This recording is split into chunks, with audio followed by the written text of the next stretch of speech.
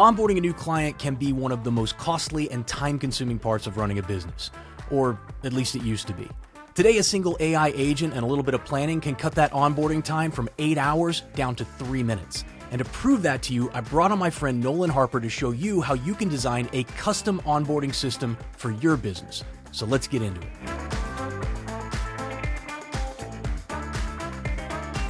Nolan, welcome to the show, man.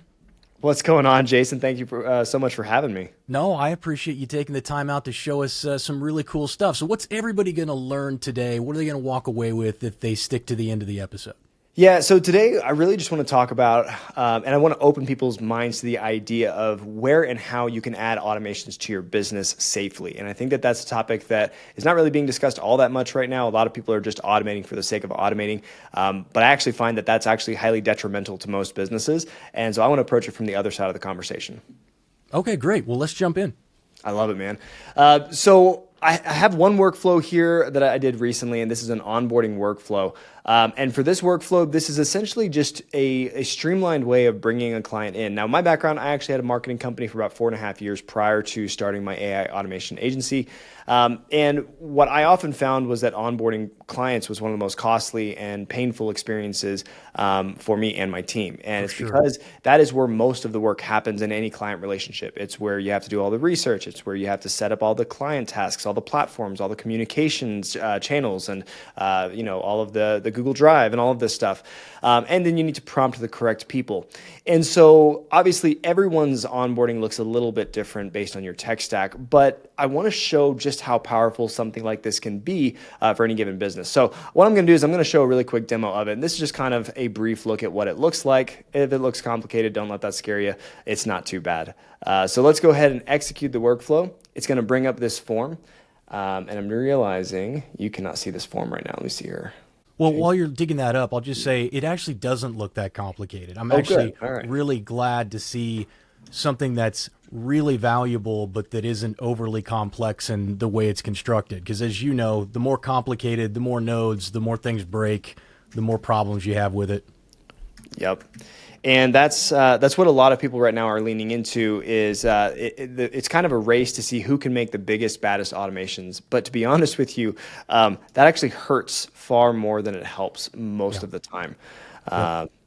So you can't see the form, unfortunately, but it's basically just a normal intake form because it's showing, it won't allow me to show it on this, but let me pull the desktop here. But basically, it's what you're saying is like when you have a new client come on, you send them the form, they fill out the form, and then the node triggers and the process starts. That's basically what you're saying. Yeah, so in this particular workflow, I actually have it triggering on an internal form. So me or my team, maybe on the sales call even, just fill it out. But what I suggest for most people who are using this particular workflow is to have it tied more to either a proposal or to the payment itself. So maybe a Stripe integration or whatever payment processor you're using. So essentially the form, since you can't see it, what I'll just tell you, it has the name, email, company name, website, and then the proposal scoping document. Now for me and my business, we go through an in-depth scoping process prior to ever actually signing up a client. And that's to make sure that one, the client feels understood and heard. We don't get halfway into a project and have to start over. It just provides a lot of clarity for everyone up front. So I'm going to submit this form and you're going to see this whole thing go ahead and kick off to the races there. So now what we've done is it's created a ClickUp folder for us. You can see the folder has just been created right here for our client. In this case, this is so that they can see, obviously like our client's going to need to be able to see all the tasks. Now in real time, it's going to go through and add in all of the tasks that we need based on that scoping document that we put in. So right away, it's adding not only the tasks that we need broken up by the projected dates and times, it's also adding an assignee, a priority, and we can add in custom fields if we really want to as well. Going back over here, then we have an updated Slack channel. Now this Slack channel also already existed, which is why, because I forgot to clear out that Slack channel as well. So does it create a new Slack channel then every time so that you have a new for every client? Correct. Okay. Yep. Cool. And so we want to make sure that the client is getting their own dedicated Slack channel for our communication back and forth. And that's also where we keep a lot of our links inside of the Slack channel. So we'll keep a folder, like a Google Drive folder with our, any scoping excuse me, any scoping documents, any SOPs the client might have, any feedback documents, any change docs showing the order of what happened and why it happened, how it happened. And then obviously any documents we share at the very end of a project saying, hey, this is how you use the workflow, here's what you can change, here's how you can change it, et cetera. And so if I go into my Slack channel, which I actually don't think you guys will be able to see right now, it would just be trying to create a Slack channel that already exists in this particular case. And then it finalizes with sending a welcome email. But when we run this internally, obviously every single time it's different because we're onboarding completely new clients. Right. So we don't have any of these issues. Well, and then so as we just let's run through the steps real quickly because a lot of this stuff's interchangeable. So the very first thing once the form's submitted is that you're just extracting the information from the form. That's that second node, extract from file. So that's actually pulling the information from the form gets submitted fairly easily, and that's easy to carry from node to node. The extracting from files actually pulling from our scoping PDF.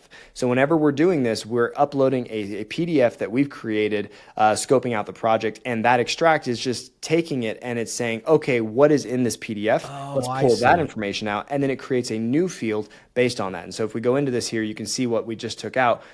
This was the text from that document, and it extracted that, and then we renamed all of that text so that we could identify it and pull it through later on. Then from there, we created a Google Drive folder based on the client's name, based on our naming structure. And so for me, it was just, client's company name and its client folder, right? And then we now have the ID, which we're going to pull back in the welcome aboard email as well. Next up, we've got our ClickUp creating folder so that we've got a dashboard specifically for us and that particular client to make sure we're aware of where the project's at any given time. And that's just your project management software, right? Correct. Like you could literally interchange that with any Trello, other one that's got an API Monday, connection. Yeah, absolutely. Yeah. And again, it's highly dependent on the tech stack that you're currently using, but you can do this there are 1,000 variations of this exact workflow that you could run for your tech stack. So going into ClickUp, then we have our create a task. And basically this one is just pulling from the tasks. Oh, I'm sorry. Let's see here. Create a list. This one is creating a list inside of the parent folder. So in ClickUp, the way the nomenclature works is you actually have to have, you can't just put a folder and then add tasks. You actually have to create a list underneath it. So that's what this node is. It just adds in that list. Right here is where we actually have an LLM analyzing the document that we pulled from up here, the extracting a file, and it's saying, okay, how can we break this up into tasks? And then what kind of timeline should we put on this? And that is something that we're pretty thorough on in our onboarding documents or our scoping documents is what kind of timeline we are projecting for this. And so it'll actually pull that out and say, hey, we think this task should take about this long. And it breaks up the tasks independently as well to show, okay, this is one piece of it that we put in the scoping document, but it actually has 7 or 8 steps, it goes through. Can you do you feel comfortable open up the AI agent and showing me the system message? Absolutely. Yep. So let me see if I can let me go down here. Hey, so I want to break in for a second and make you aware of something. If you are watching this episode and you are saying, man, this is awesome, but I don't have an AI engineer on staff, I don't have a developer, and I just want something that works, then I want you to know about Motion, because everything that Nolan just showed you in this episode, Motion can already do all of it. And if you do need something custom, like your own AI onboarding agent, Motion will assign a dedicated engineer to build that for you. So if you want to learn how to build AI agents yourself, then by all means, keep watching this episode. But if you're looking for a zero friction way to implement AI into your business, check out the link in the description because Motion will give you a free trial to test out these tools for yourself. So get signed up. There is literally no downside. Now, back to the episode. There we go.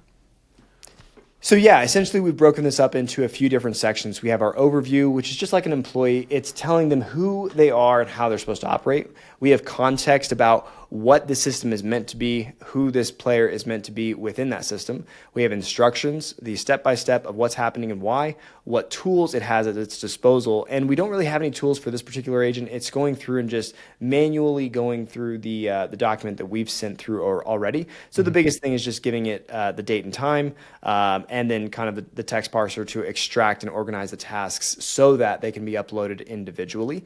And then it's really important, just like any employee, you would want to be able to share an example so that it has something to model in how it performs and how it acts. So in our example, we've got our input, we have our output, and then we've got what we want that to look like. And so it can do the exact same thing. From here, we've got an SOP, and then we've got final notes. And that's really the breakdown. I believe that this is if you're trying to build stuff on your own, especially agents, and your agent just isn't doing what you want it to do or in the way that you want it to do it, I've found this is the number one reason why. People do not spend enough time in prompt engineering and making sure that that agent knows exactly what it needs to do. It knows exactly what the scope of work is. It has examples of that work. And then and only then can it come in. You can't just say you're a helpful AI assistant that, is going to help me build out whatever. That's substandard and you're never going to get it to work right. This is actually where the magic happens. Yeah. Yes. Absolutely, 100%. What's interesting is that we actually spend most of our time prompting and building the prompt itself for any of our agents. And so the two biggest time drains when it comes to these type of builds inside of businesses is, first off, fleshing out the engineering of their tech stack, their use case, their constraints, what tools they have, and who needs to be involved in that. That's the first big task. Once we get past that, putting it together is fairly easy. But then the prompting is the second largest task, which is, okay, now we know contextually what the system is supposed to do. Now, how do we make it work? And we will spend, easily sometimes 8 to 9 hours on just the first version of the prompt. And then we will continue to iterate from there. And we even have, GPTs that are trained up on prompt engineering, but we take those and then we go through line by line and update them based on certain, insights that we have around that particular business's needs. Yeah. And not to overcomplicate this for everybody, but I think it's really important. So I was going to ask you, do you have GPTs that are already trained on how to write prompts? And then is it just a process of saying, okay, I'm going to take this prompt. Now we're going to test the workflow. It didn't do it right, or didn't. Now we got to go back and rewrite the prompts. And that's where that's where like the 7-8 hours of work comes in, is just testing, adjusting the prompt as needed, retesting until you get it right. Yeah, and honestly, you're also trying to find the one-off the one-off scenarios where it doesn't perform. And so there's an approach that I really like. The guy named Nate Herc, who has a similar business to me.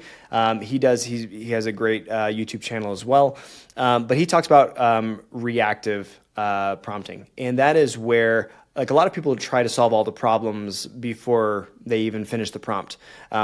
But if you actually solve the problems as they happen, it allows you to create a bare bones prompt and then build in where it failed. So you can start to build in those guidelines and constraints to make sure that it operates within the bounds that you want it to. Yeah, absolutely. And that's, as far as a company like yours, that's where the real value is, right? Is in just being able to streamline that process, because anybody can put nodes on a page and connect them up, via JSON. But so for everybody watching this, that's where the real meat of the agent is. The rest of it is just processing. It's not even agentic in any way, other than that one piece that knows how to structure the data and output it to the right place so that they have all of that onboarding process automated internally. Correct. But dude, I love this. This is super. Can people download this? You guys? Absolutely. Yeah, I actually have a free school community. It's just easier to house everything so people can come to one place and get it, because I do have a YouTube channel as well. And so you can always go check that out. And I'm sure there'll be a link somewhere around if they want to. Yeah, I'll link in the description. Yeah. But the cool thing is that there are already hundreds of these. And so you may see someone else's, and you know what, it'll probably work just fine. But what's going to matter most is how it works in your system and how you are using it and what your intended output from it is.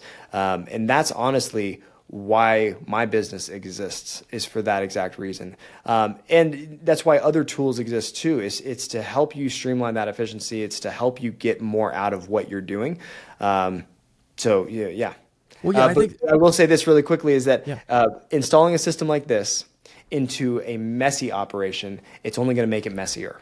So you need to make sure that your processes are first, aligned.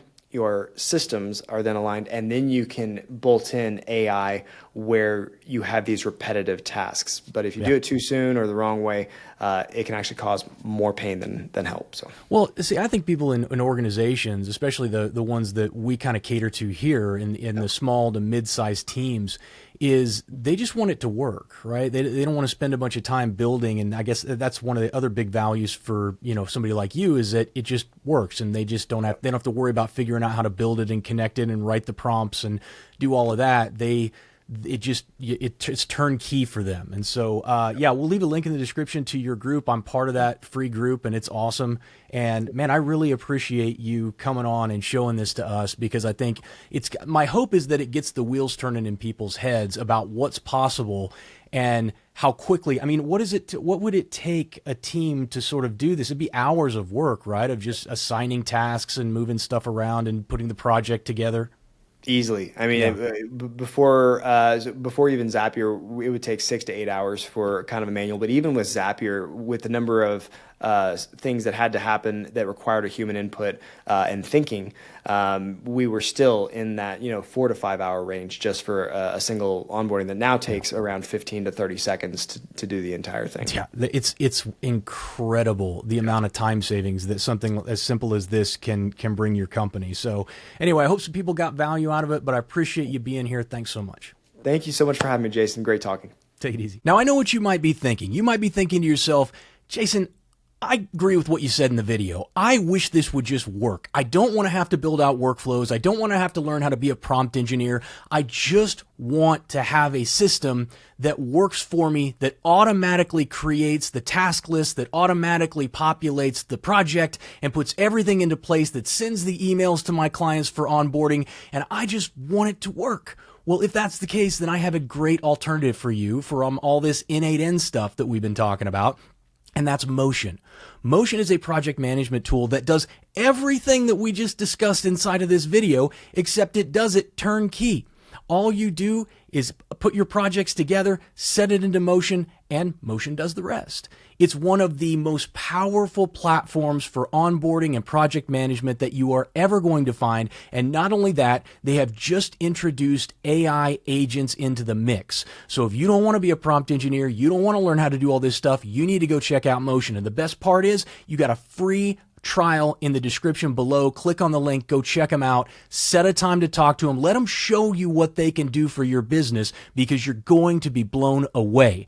And then don't forget to like and share, because I really like that and it makes me feel good, and they'll let me keep doing the show if it gets bigger. So go do that now.